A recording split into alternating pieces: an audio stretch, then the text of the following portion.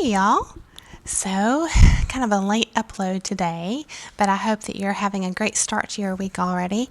And I actually filmed earlier as I was driving, and which I've done before. I don't like to do it. I prefer to have my notes in front of me, but I had my idea pretty well put together, and so I attempted to make the video earlier in the day, and it turned out all right, but it wasn't. To use the analogy of cooking, it wasn't fully baked. So it was a good run through for me. And then I decided to just be patient, which we're going to talk about, and just wait until I could get to a good stopping point and get all of my ideas down on my notebook. And be able to sit down and go through everything with more clarity. I enjoy casual chats, and I like to watch YouTube myself, and I like a mixture really of different presentation styles. So like I like the straightforward and bullet point, and then I also like the casual conversation type presentations too. So but it, like I said, the main thing was it just wasn't fully baked. So and I just felt like it needed to be more clear. So I'm going to film again and hope that it turns out well this time. And so I hope you're doing well today, whatever time of day it is for you. And so let's go ahead and dive in. So I wanted to make the connection between what it means to be a good chef. And yes, I've been writing with my windows down today. So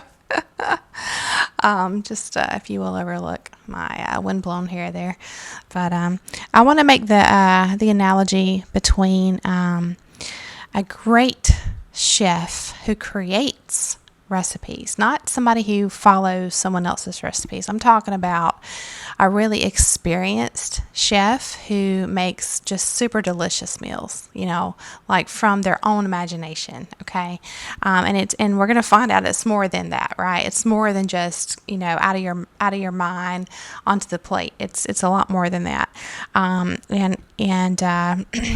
it's funny how, when you think about if you've ever known someone who's just a really great cook, they make it seem effortless, don't they? And but it's not. There's a lot that goes into it. And so, like my grandmother, for example, she was great. She was kind of a minimalist with her grocery shopping, and yet she could reinvent and recreate new meals every day from some of the leftovers from the day before. It was just great. She was just incredible with all of her creations. They were super great, super delicious. So let's take a look at the qualities of a good chef, because this is going to help us just reframe and have a new lens to look through with regards to coming out of narcissistic or psychological abuse of some kind, or a toxic situation or environment or relationship, and just a new way to look at how to assess current and new connections and associations and relationships, and how to implement discernment with regard to these things in mind. Okay, so what are the qualities of a good chef? I've noted 3 things. The last 2 kind of go together, but let's just go through them. So the first would be patience to determine the best ingredients. Right, so you have brand name stuff, and then you have what they call knockoffs, right, or the more the cheaper ingredients, and it just, we could expand, so far into this one particular topic, because when you're talking about best ingredients, it's going to be subjective, to different people's opinions, and then you've got looking at things like like organic ingredients. If you're talking about produce, you're going to be talking about if you But we're not really talking about quality.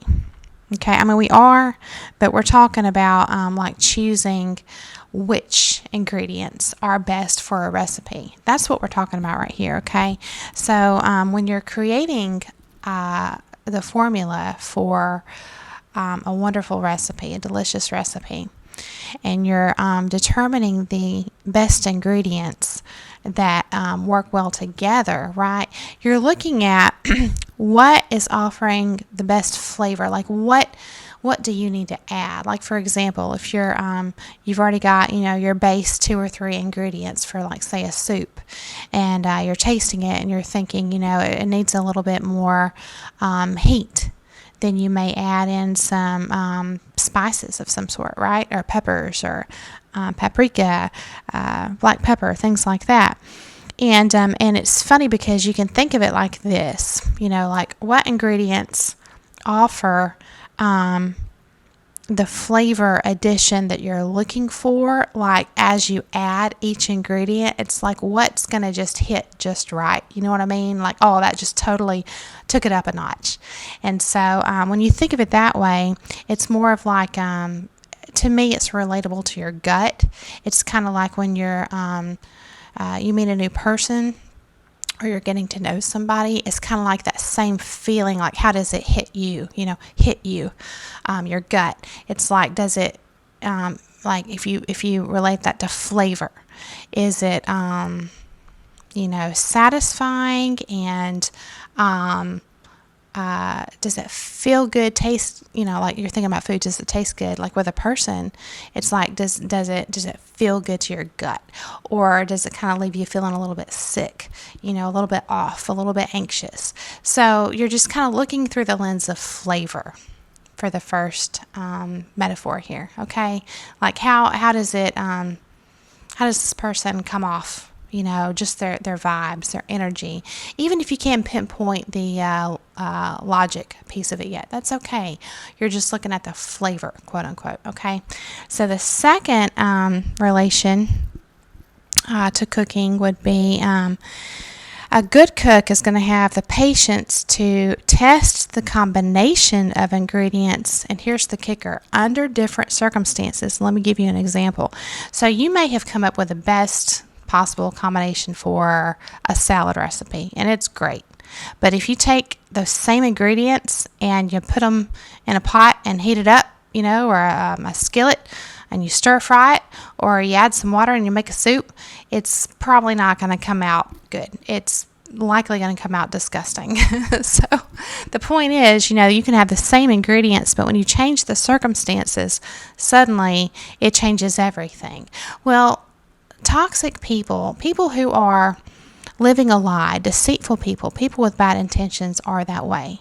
They, when they are in certain familiar circumstances, or circumstances that they feel like they have control over, they may be able to keep a mask, or their fig leaves, their fake persona that they're using to snow you over or to con you. They're going to be able to keep that intact. But when circumstances change, and they may not be prepared, they may not be expecting it, it may be something that they feel like they're unfamiliar with, or that's outside of their control, you're going to see the mask slip. And so I know a lot of people say that.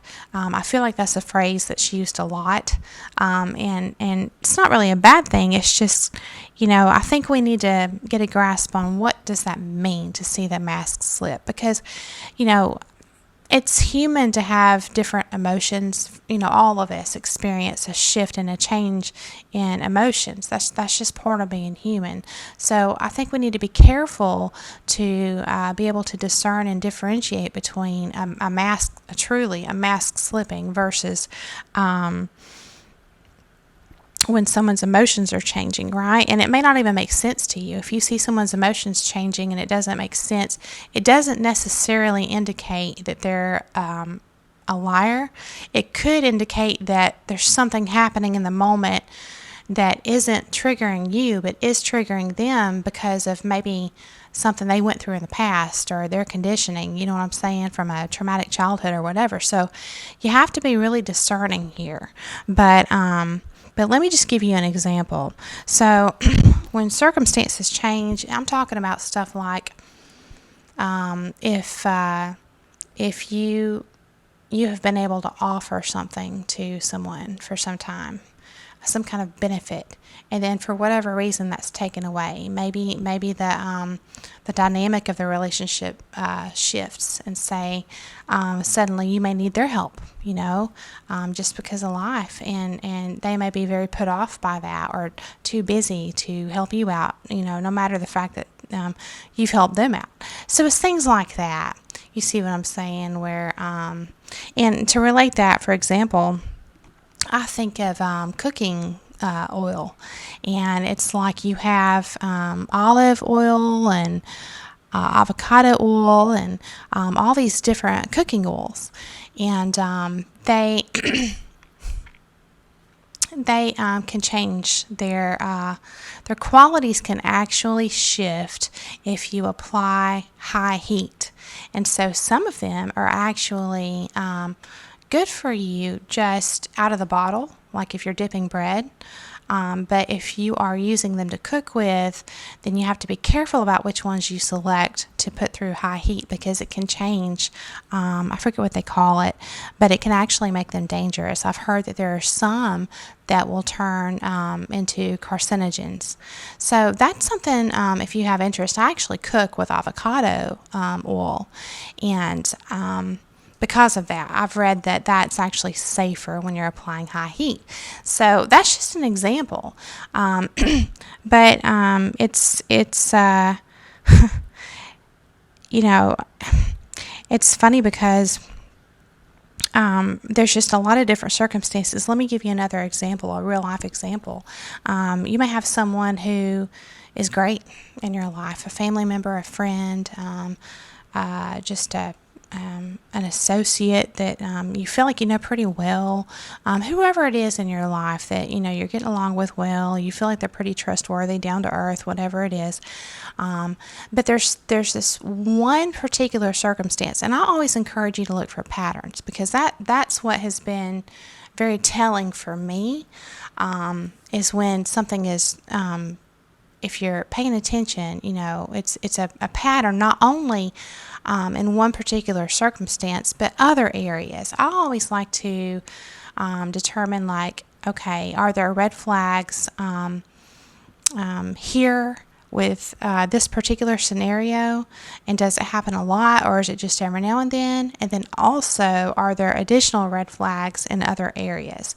So it's kind of like, because again, none of us are perfect, and so but you don't want to over accommodate in that area, with your empathy, to where you're making excuses just constantly. And a lot of us have learned, our lesson not to do that we do have to draw the line at some point if we are noticing red flags, and there are patterns, and it's there's consistent red flags and all that, right?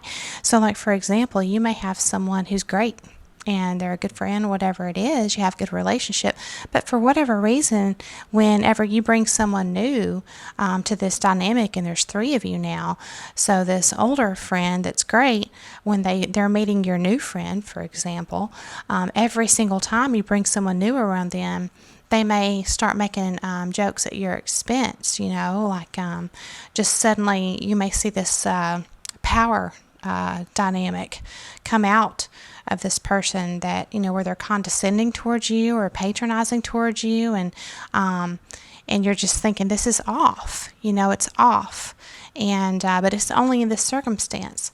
But it may happen every time you bring somebody new around, almost like they're triangulating and creating like a scapegoat kind of scenario whenever there's a third party. It's just things like that you have to look for, and that's a real life scenario that I have witnessed. And so again, just look at, does it happen every time you bring somebody new around, and then check the other areas. So that kind of leads into the third point I have here. Okay, in that last example I gave, where when you bring somebody new around someone you think you know, and then they suddenly change and start treating you differently, just kind of keep that in mind as we talk about this third point. So the third point is, things can be unpredictable, right? Like you may accidentally create a wonderful recipe just as you're just throwing different things together, and so there's unpredictability that way in the positive light. And then also sometimes certain foods aren't available seasonally, or like you may prefer to go to the local farmer's market, or to grow your own food in your garden, because it's incredible to taste the difference in a homegrown tomato, for example, versus one you get at the grocery store. Just huge difference, in the flavor. And so things like that can be unpredictable as far as food availability, right? So when you're thinking about the unpredictable factor, the biggest similarity here is that life is unpredictable and situations are unpredictable. So as you're getting to know someone or assessing someone that maybe you work with and you're not real sure about, but maybe you go out to lunch with them or whatever, just use what you have. Like when you're making a recipe, sometimes you have to improvise. Well, it's the same thing when you're trying to discern a person's true character. It's kind of like, instead of trying to make it like a thing, like trying to force this assessment in your mind to happen, I think it's better to just kind of go with the flow and just use the moments that arise, that present themselves as opportunities to just stay alert and observe and be observant, pay attention, to see if, going back to that second point I talked about, to see if, is this person consistent? Their character, is it consistent in terms of, are they always respectful toward you, or are they mostly respectful unless a third party comes around and then suddenly they're patronizing and or haughty, or you just feel, like they're up here and they're putting you down here, and they're just, messing with the power dynamic, or take a look at that. Different situations that arise, just embrace the unpredictability of life, and use those moments that arise to assess how a person is under different circumstances. Okay, so again, to review, number one would be, think of flavor. How does a person's vibe or energy hit you, right? In terms of the lens of flavor, like, does it sit right with your gut or not? Does it kind of make you feel a little sick or a little off? Even without being able to define it or make sense of it, right, logically, it's still important to listen to your gut. Secondly, consistent qualities, like food that's going to give you consistent results, ingredients in a particular recipe. In other words, when you add heat to it, is it going to change the flavor? Is it going to, when you're testing out new recipes, you have to think about, texture and like, especially if you, I would say, have a restaurant and you that your patrons are going to expect the same a particular dish to taste the same every time, then you want to make sure that your supply is coming consistently, from the same food source. So you're not going to have to be scrambling and getting your food ingredients from different places, because then it may taste different. So it's the same kind of concept. It's just consistency, right? The first one is flavor, listen to your gut. The second one is consistent qualities. Same thing with a person, when you're trying to discern. And then third, do things check out during opportunities that arise, right? Opportunities for toxicity to rear its head. Do they stay respectful? Do they stay cooperative? Do they stay considerate, things like that. And keeping in mind that we are all human and none of us are perfect, but I truly believe if you look for patterns, you're going to be able to feel good about discernment. Okay. And this is all important. When you come out of a toxic situation, it's like easy to just want to live in a bubble, but if you want to be able to fully embrace life and enjoy it, then it means interacting with all kind of people out there. And so you've got to be able to feel good about your discernment, and I just hope to offer you a different lens to look through as you're doing that, as you're navigating the chaos that is this reality, because there are good people out there. So I hope this has given you a lot to think about. I hope it's got the wheels turning, and I just thank you for coming along with me today. I know this one's a little bit short, but I hope that you enjoyed, and thanks again. I hope you have a beautiful day, and I'll see you again very soon.